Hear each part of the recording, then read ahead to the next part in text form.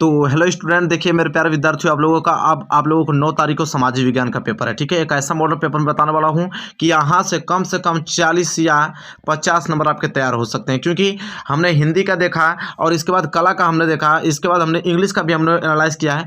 तो अधिकतर आप लोगों को मॉडल पेपर से क्वेश्चन पूछा गया था। ठीक है, तो ये सामाजिक विज्ञान का जो मॉडल पेपर है पूरा का पूरा मैं आप लोगों को सोल्यूशन कराने वाला हूँ। अच्छे से इसको देखिए। 10,000 इस वीडियो टारगेट पर लाइक रखा हूँ, तुरंत लाइक करके वीडियो को शेयर कर दीजिए। पूरा सोल्यूशन बताने वाला हूँ एकदम अच्छे तरीके से। चलिए देखिए, पहला आप लोगों का खंड क है और खंड क में आप लोगों का बहुविकल्पीय प्रश्न है। पहला क्या है कि बेल्जियम मॉडल की मुख्य विशेषताएं क्या हैं। पहला, सत्ता की सभी जातीय समूहों की साझेदारी। दूसरा, सत्ता में कुछ गिने चुने लोगों की साझेदारी। ग, सत्ता में सभी धर्म के लोगों की साझेदारी। कि ऑप्शन ग, उपयुक्त में से कोई नहीं। तो मेरे प्यारे विद्यार्थियों, इसका जो राइट आंसर हो जाएगा वो हो जाएगा ऑप्शन क, सत्ता में सभी जातीय समूहों की साझेदारी हो जाएगा। बेल्जियम मॉडल की मुख्य विशेषता यही है। ठीक है, पहले का क हो गया।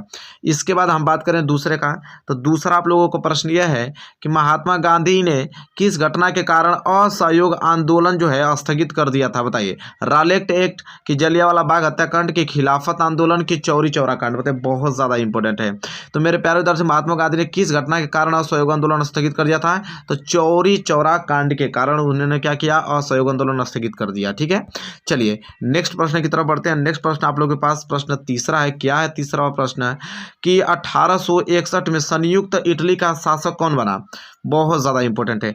1861 में संयुक्त इटली के शासक कौन बना। बताइए, विक्टर इमैनुअल, की विस्मार्क, की विक्टर इमैनुअल द्वितीय, की काबूर। बताइए, बहुत ज्यादा इंपॉर्टेंट है। तो मेरे प्यारे विद्यार्थियों, इसका हो जाएगा ऑप्शन है क्या, विक्टर इमैनुअल। 1861 में संयुक्त इटली का शासक कौन बना, तो विक्टर इमैनुअल बना। ठीक है, चलिए जस्ट आगे बढ़ेंगे। अगला प्रश्न है प्रश्न नंबर चौथा। क्या है चौथा प्रश्न कि हिंद स्वराज नामक पुस्तक की रचना किसने की थी। बताइए, पंडित जवाहरलाल नेहरू ने, रविंद्रनाथ टैगोर ने, कि महात्मा गांधी ने, कि बाल गंगाधर तिलक ने। बहुत ज्यादा इंपॉर्टेंट है। तो मेरे प्यारे विद्यार्थियों, हिंद स्वराज की जो नामक की पुस्तक की रचना वो महात्मा गांधी ने की थी। ठीक है, ऑप्शन ग इस क्वेश्चन का राइट आंसर हो जाएगा। ठीक है, अगला क्वेश्चन देखिए, क्वेश्चन नंबर पांचवा। क्वेश्चन नंबर पांचवा क्या है कि जर्मनी का एकीकरण किस युद्ध के बाद पूरा हुआ था। बताइए, जर्मनी का एकीकरण किस युद्ध के बाद पूरा हुआ था। ऑस्ट्रिया प्रसा युद्ध द्वारा, कि फ्रांस प्रसा युद्ध द्वारा, कि फ्रांस ऑस्ट्रिया युद्ध द्वारा, कि इनमें से कोई नहीं। ये प्रश्न नंबर पांचवा बहुत ज्यादा इंपॉर्टेंट है। तो मेरे प्यारे विद्यार्थियों, जर्मनी का जो एकीकरण हुआ है वो किस युद्ध के बाद पूरा हुआ है, तो फ्रांस प्रसा युद्ध द्वारा। ख जो है वो राइट आंसर हो जाएगा। ठीक है, चलिए अगला प्रश्न नंबर छठवां। देखिए, प्रश्न नंबर छठवां क्या है। प्रश्न नंबर छठवां मेरे प्यारे विद्यार्थियों की भाषाओं को भारतीय संविधान की किस सूची में रखा गया है। सातवीं, की 10वीं, की 8वीं, की 9वीं। बताइए, भाषाओं को भारतीय संविधान की किस अनुसूची में रखा गया है, तो मेरे प्यारे विद्यार्थी ग जो होगा राइट आंसर हो जाएगा, 8वीं अनुसूची में रखा गया है। ठीक है, चलिए अगला प्रश्न देखें। अगला प्रश्न है अति लघुत्तरी है, तो ये तो आप लोग लिख ही लेंगे, कुछ बता भी दूंगा मैं आप लोगों को। अति लघुत्तरी पहला है कि गांधी जी द्वारा चलाए गए दो सत्याग्रह आंदोलनों का उल्लेख करना है। तो गांधी जी द्वारा चलाए 2 सत्याग्रह कोई लिख सकते हैं। तो पहला आप लिख लीजिए असहयोग आंदोलन, पहला लिखिए असहयोग आंदोलन, और दूसरा भारत छोड़ो आंदोलन। दूसरा लिख लीजिए भारत छोड़ो आंदोलन। एक असहयोग आंदोलन और दूसरा लिख देंगे भारत छोड़ो आंदोलन। तो गांधी द्वारा चलाए गए 2 सत्याग्रह आंदोलन हो गया कि नहीं, बिल्कुल हो गया। चलिए प्रश्न नंबर 9। प्रश्न नंबर 9 क्या है, प्रश्न नंबर 9 कह रहा हूँ, प्रश्न नंबर 8वां जी।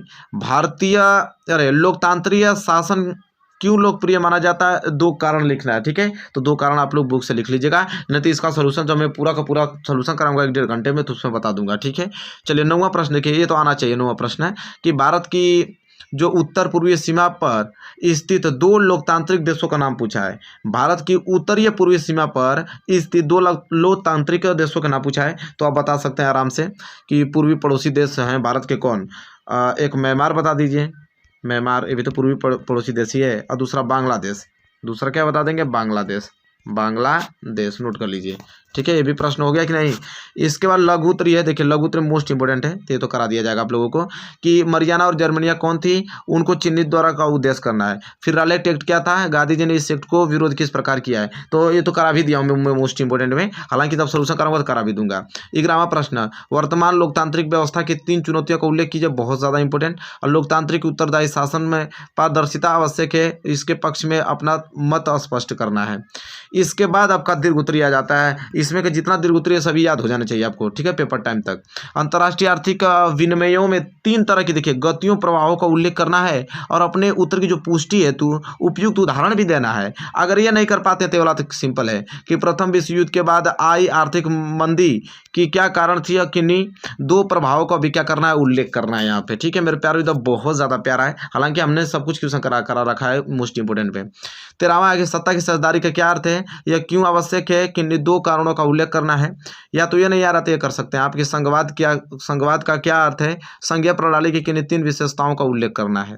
इसके बाद मानचित्र संबंधी कार्य देखिए यहाँ पे, मानचित्र संबंधी कार्य पहला पूछा है कि वह स्थान जहाँ जलियांवाला बाग हत्याकांड हुआ, ठीक है, मानचित्र पर दर्शाना है। तो मैं बता देता हूँ, मानचित्र पर आप लोग दर्शा लेंगे, बता भी दूंगा मानचित्र का इस वीडियो कि वह स्थान जहाँ जलियांवाला बाग हत्याकांड हुआ था तो कहाँ हुआ था मेरे प्यारे विद्यार्थियों, अमृतसर में हुआ था। कहाँ हुआ था, अमृतसर में हुआ था, ठीक है। तो पहला हो गया ना। चलिए दूसरा ख देखिए क्या है, वह स्थान जहाँ से गांधी जी ने नमक बनाना प्रारंभ किया, तो कहाँ से भाई, तो दांडिया से नमक बनाना प्रारंभ किया। इसके बाद ग, वह स्थान जहाँ नील की खेती करने वाले किसानों को आंदोलन हुआ था, बताइए, तो बंगाल में हुआ था। कहाँ है, बंगाल में हुआ था, ठीक है, नदिया जिला में। चलिए हम आगे बढ़ेंगे, हो गया ना। अब घ देखिए, वह स्थान जहाँ सूती मिल स्रोतों ने सत्याग्रह किया, तो अहमदाबाद, क्या है, अहमदाबाद।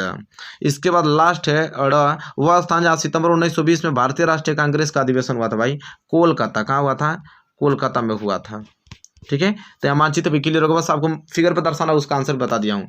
चलिए ये वाला तो आप लोगों को केवल दृष्टिबाधित परीक्षाओं के लिए है, ठीक है। सेम पैटर्न यही रहेगा, बस आप लोगों को लिखना पड़ेगा, बस नाम यहाँ पे लिखना पड़ेगा, तो ये आप लोगों के लिए नहीं है, ये है, ठीक है।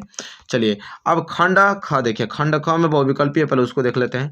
खंड ख में 15वां प्रश्न, निम्नलिखित में से किस प्रांत में सीढ़ीदार सोपानी खेती की जाती है, बताइए। पंजाब में, हरियाणा में, उत्तर प्रदेश में कि उत्तराखंड में। वेरी वेरी मोस्ट इंपोर्टेंट है।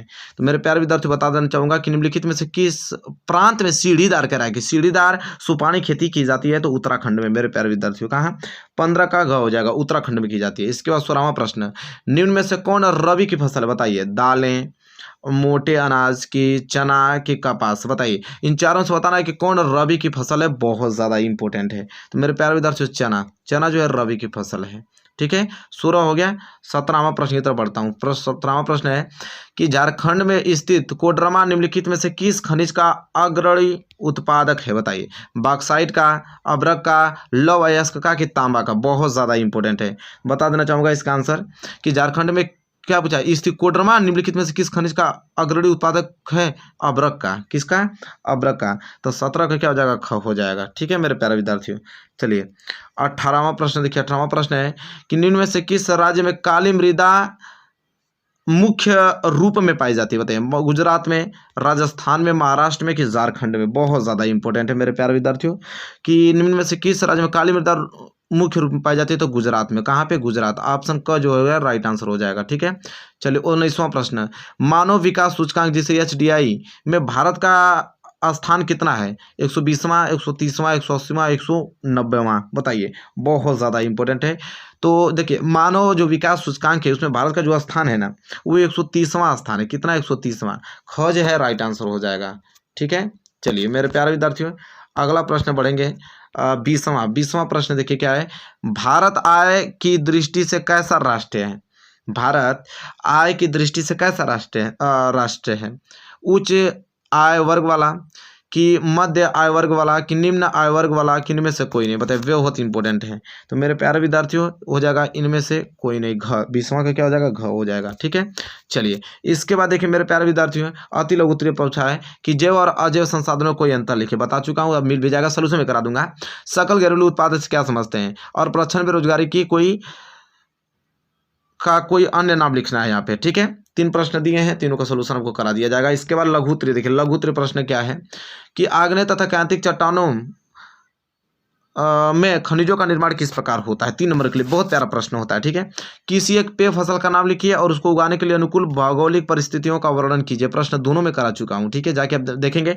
अब देखिए आपसे एक रिक्वेस्ट है कि प्लेलिस्ट पे जाइए, प्लेलिस्ट में आप सोशल साइंस के जितने भी बना चुका हूँ सब देख लीजिए, सब बता चुका हूँ उसमें, ठीक है। इसके बाद है भारतीय अर्थव्यवस्था के विभिन्न क्षेत्रों के नाम लिखिए, वो प्रत्येक को संक्षिप्त परिचय दीजिए, और वैश्वीकरण क्या, बहुत इंपॉर्टेंट, वैश्वीकरण क्या है संक्षिप्त में बताना है। ठीक है। और दीर्घ उत्तरी वाला तो भाई तुम रट जाना, दीर्घ उत्तरी छोड़ना नहीं है, एक भी प्रश्न क्या है। अंतर्राष्ट्रीय व्यापार किसे कहते हैं, इसकी 5 विशेषताएं लिखिए। परिवहन के साधन कितने प्रकार के होते हैं, स्थल परिवहन व सड़क परिवहन को कितने भागों में बांटा जा सकता है, किसी 2 का वर्णन करना है। ठीक है, दोनों बहुत प्यारा प्यारा प्रश्न है। इसके बाद 27वां कि भारत में उपभोक्ता का समर्थ बनाने के लिए सरकार द्वारा किन कानूनी मापदंडों को लागू करना चाहिए। 6 नंबर के लिए प्रश्न पूछा जाता है, बहुत इंपॉर्टेंट है। फिर वैश्वीकरण का प्रभाव एक समान नहीं है, इस कथन को अपने शब्दों में लिखना है।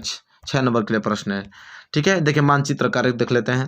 कह रहा है कि पश्चिम बंगाल का एक उद्यान इस चिन्ह के द्वारा आप लोगों को बताना है, जो चिन्ह बनाया गया इसी चिन्ह का बनाना है, आप लोगों को मैप में दर्शाना है। पश्चिम बंगाल का एक उद्यान कोई भी, तो मैं बता देता हूँ उसका नाम सुंदर राष्ट्रीय उद्यान, सुंदर राष्ट्रीय उद्यान लिख लीजिए, और इसको मैप पे दर्शा लीजिएगा कहाँ पे है, मैं बता भी दूंगा, सोल्यूशन कराऊंगा इसका।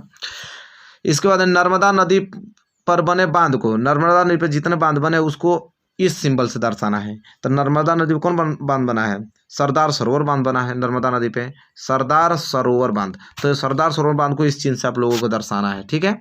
इसके बाद तीसरा मेरे प्यारे विद्यार्थियों, महामंदी महामंदी का चिन्ह द्वारा नाम सहित इस चिन्ह से आप लोगों को करना है।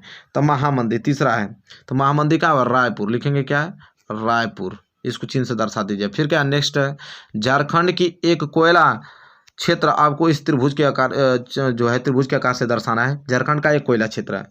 ठीक है, तो क्या लिख देंगे, झरिया लिख दीजिए, झरिया तो कोयला का खदान ही है, लिख दीजिए झरिया, क्या लिख देंगे झरिया खदान। ठीक है, जो कि धनबाद में पड़ता है, झारखंड में। ठीक है, चलिए 5वां, भारत के पूर्वी तट पर स्थित एक पतन इस चिन्ह द्वारा आपको दर्शाना है कि भारत में पूर्वी तट पर स्थित एक पतन को इस चिन्ह से। ठीक है, तो है पारादीप, क्या है पारादीप, जो कि उड़ीसा में पड़ता है, पारादीप। ठीक है, तो मेरे प्यारे विद्यार्थियों मैप भी हो गया है, तो दृष्टिबाधित के लिए तो ये तो आपको करना नहीं है। ठीक है, तो इस प्रकार पूरा का पूरा समाप्त हो गया। जितना क्वेश्चन कराने लायक था सब कुछ हमने यहाँ पे करा दिया है, पूरा का पूरा संपूर्ण सोल्यूशन, और जो नहीं कराया था उसको मैं आप लोगों को लिख के करा दूंगा। पूरा मॉडल पेपर आप लोगों को तैयार हो जाएगा। मेरे प्यारे विद्यार्थियों कम से कम 10,000 इस वीडियो पर लाइक आना चाहिए। ठीक है, जल्दी शेयर कर दीजिए, चैनल पर नया तो चैनल को सब्सक्राइब करके बेल आइकन को प्रेस कर लीजिए।